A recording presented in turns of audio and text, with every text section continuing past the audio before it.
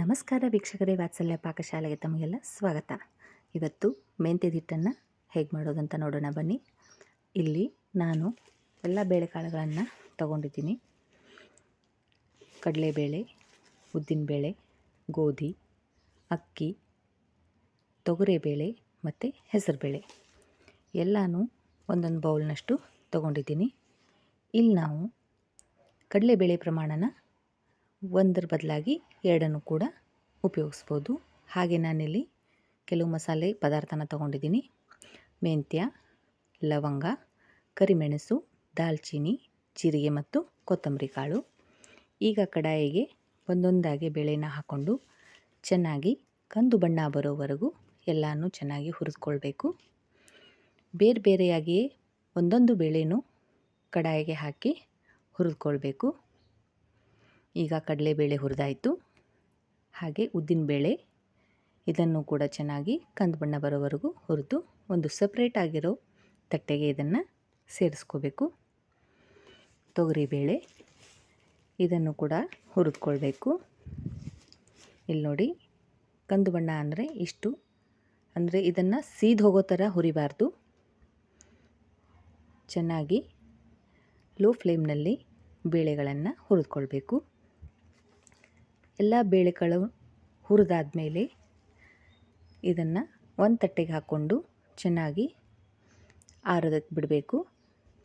ನಂತರ ಇದನ್ನು ಮಿಕ್ಸಿ ಗ್ರೈಂಡರ್ಗೆ ಹಾಕಿ ಅಥವಾ ಗಿರಣಿಗೆ ಹೋಗಿ ನೀವು ಇದನ್ನು ಬೀಸ್ಕೊಂಡು ಬರ್ಬೋದು. ಕಡಿಮೆ ಪ್ರಮಾಣದಲ್ಲಿದ್ದರೆ ನೀವು ಮನೆಯಲ್ಲೇ ಇದನ್ನು ಮಿಕ್ಸಿ ಜಾರ್ಗೆ ಹಾಕಿ ಚೆನ್ನಾಗಿ ಪುಡಿ ಮಾಡ್ಕೋಬೋದು. ಹೆಚ್ಚಿನ ಪ್ರಮಾಣದಲ್ಲಿ ನೀವು ಮಾಡೋದಾದರೆ ಇದನ್ನು ಗಿರಣಿಗೆ ಹೋಗಿ ಬೀಸಿ ತಗೊಂಬರ್ಬೋದು. ಈಗ ನಾನಿಲ್ಲಿ ಅಕ್ಕಿನ ಹುರಿತಾ ಇದ್ದೀನಿ. ಅಕ್ಕಿನ ಚೆನ್ನಾಗಿ ಕಂದು ಬಣ್ಣ ಬರೋವರೆಗೂ ಹುರಿದುಕೊಳ್ಬೇಕು. ಈಗ ಕೊತ್ತಂಬರಿ ಕಾಳು ಅಂದರೆ ಹವೀಜ್, ಧನಿಯಾ ಇದು ಒಂದು 4 ಸ್ಪೂನು, ಕರಿಮೆಣಸು 1.5 ಸ್ಪೂನು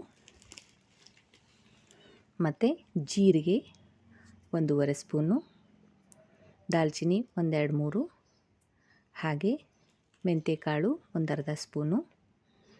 ಇಲ್ಲಿ ನಾನು ಅರಿಶಿಣದ ಕೊಂಬನ್ನು ಜಜ್ಜಿ ತಗೊಂಡಿದ್ದೀನಿ. ಒಂದು ಅರಿಶಿಣದ ಕೊಂಬನ್ನು ಜಜ್ಜಿ ಇದಕ್ಕೆ ಹಾಕ್ಕೊಳ್ತಿದ್ದೀನಿ. ಇದಕ್ಕೆ ಸ್ವಲ್ಪ ಖಾರ ಇಷ್ಟಪಡೋರು 1-2 ಒಣ ಮೆಣಸಿನಕಾಯಿಯನ್ನು ಇದಕ್ಕೆ ಸೇರಿಸ್ಕೋಬೋದು.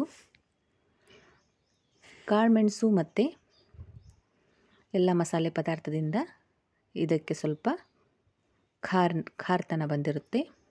ನೀವು ಇಷ್ಟಪಡೋದಾದರೆ ಒಣ ಮೆಣಸಿನಕಾಯಿಯನ್ನು ಹಾಕ್ಕೋಬೋದು. ಇದನ್ನೆಲ್ಲ ಚೆನ್ನಾಗಿ ಹುರಿದುಕೊಂಡು ತಣ್ಣಗಾಗೋಕೆ ಬಿಟ್ಟು ಎಲ್ಲನೂ ಚೆನ್ನಾಗಿ ಮಿಕ್ಸ್ ಮಾಡ್ಕೋಬೇಕು. ಇಲ್ಲಿ ನೀವು ಖಡಾ ಹಿಂಗು ಅಂದರೆ ಗಟ್ಟಿ ಹಿಂಗೆ ಬರುತ್ತೆ, ಅದನ್ನು ಎಣ್ಣೆಯಲ್ಲಿ ಫ್ರೈ ಮಾಡಿಕೊಂಡು ಇದಕ್ಕೆ ಸೇರಿಸ್ಕೋಬೋದು. ನಾನಿಲ್ಲಿ ಪುಡಿ ಹಿಂಗನ್ನು 1 ಸ್ಪೂನ್ನಷ್ಟು ಸೇರಿಸ್ತಾ ಇದ್ದೀನಿ. ಇದನ್ನೆಲ್ಲ ಮಿಕ್ಸಿ ಜಾರ್ಗೆ ಹಾಕಿ ಚೆನ್ನಾಗಿ ಪುಡಿ ಮಾಡ್ಕೋಬೇಕು. ಅರಿಶಿಣದ ಕೊಂಬನ್ನು ಸೇರಿಸೋದ್ರಿಂದ ಚೆನ್ನಾಗಿ ಕಲರ್ ಬರುತ್ತೆ. ನೀವು ಬೇಕಾದರೆ ಹಿಂಗೆ ಹಾಕೋವಾಗ ಪುಡಿ ಅರಿಶಿಣನೂ ಕೂಡ ಸೇರಿಸ್ಕೋಬೋದು. ಈಗ ಮೆಂತ್ಯದಿಟ್ಟು ರೆಡಿಯಾಗಿದೆ. ನೀವು ಇದನ್ನು ಒಮ್ಮೆ ಟ್ರೈ ಮಾಡಿ.